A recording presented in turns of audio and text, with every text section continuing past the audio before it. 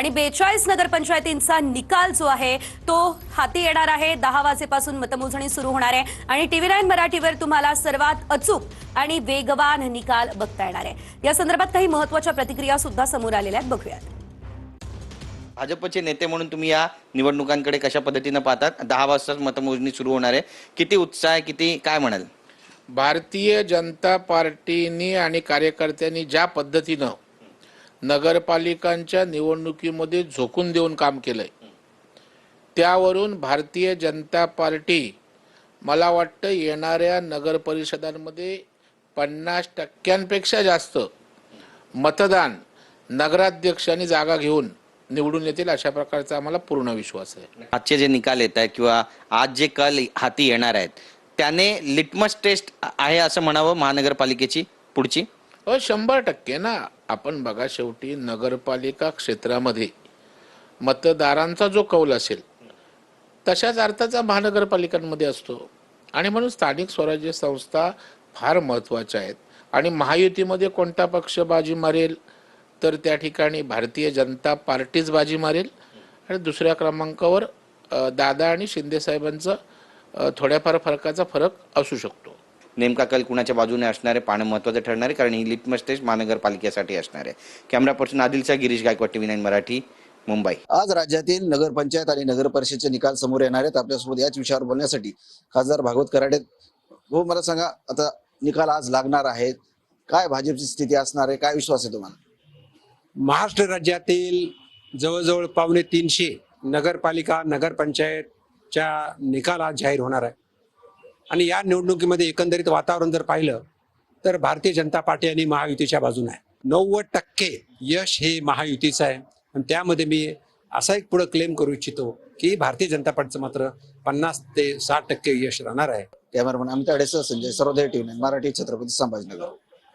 राहुल शेवाळे आपल्यासोबत आहेत। राहुल सर, आज हा निकाल लागतोय, कसं बघता या निकालाकडे? अनेक ठिकाणी आहेत पोलिंग बूथवर देखील आपण हाणामारी झाल्याचं चित्र आहे ते पाहायला मिळालं।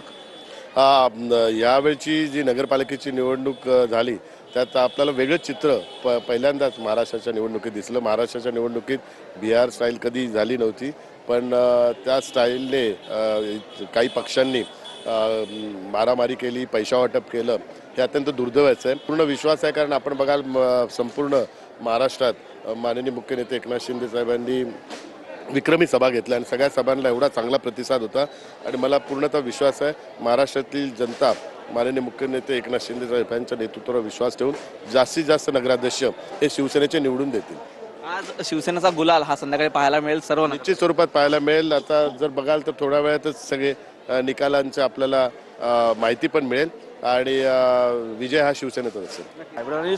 मनीष विचारेसह निखिल चव्हाण, TV9 मराठी, मुंबई। आपल्यासोबत किशोरीताई पेडणेकर, मुंबईच्या माजी महापौर, आपण त्यांच्याशी बोलणार आहोत। ताई, विजयाचा गुलाल कोण उधळेल आणि सगळ्यात जास्तीत जास्त जागा कोण जिंकेल असं वाटतं? मुळामध्ये आता काही तासातच निर्णय चालू होतील आपले आणि ज्या प्रकारे महाराष्ट्रामध्ये जे सगळं घडतंय, काही आमदार पेट्या घेऊन बसलेत, पैशाच्या थैल्यांच्या म्हणजे नोटांच्या बंडलं, तर काही आमदार जेलच्या वारी करण्याच्या तयारीत आहेत।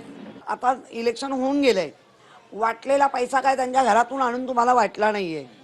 ते भान ठेवून जर निष्ठेने मतदान केलं तर हा गुलाल निष्ठेचाच गुलाल उधळला जाईल। मतदार राजा जागा हो आणि चांगल्या निष्ठेचा तू धागा हो। किती विश्वास आहे तुम्हाला, किती जागा येतील? 288 पूर्ण मी तेवढा अभ्यास केलेला नाहीये, त्यामुळे काही तासात जे निकाल येतील त्याच्यावरच बोलू। नक्कीच, आणि पुढची रणनीती मग त्यावरच ठरेल असं म्हणावं? 100%। धन्यवाद आमच्याशी बातचीत केल्याबद्दल। तर अवघ्या काही तासामध्ये निकाल येणार आहेत आणि हे निकाल नेमके कुणाच्या बाजूने लागणार आहेत पाहणं महत्त्वाचं ठरेल। कॅमेरा पर्सन आदिलचा गिरीश गायकवाड, TV9 मराठी, मुंबई। भारतीय जनता पक्ष 10 जागा जिंकेल, सिंगल भारतीय जनता पक्ष 10 जागा जिंकेल, नगराध्यक्ष आमचाच होईल।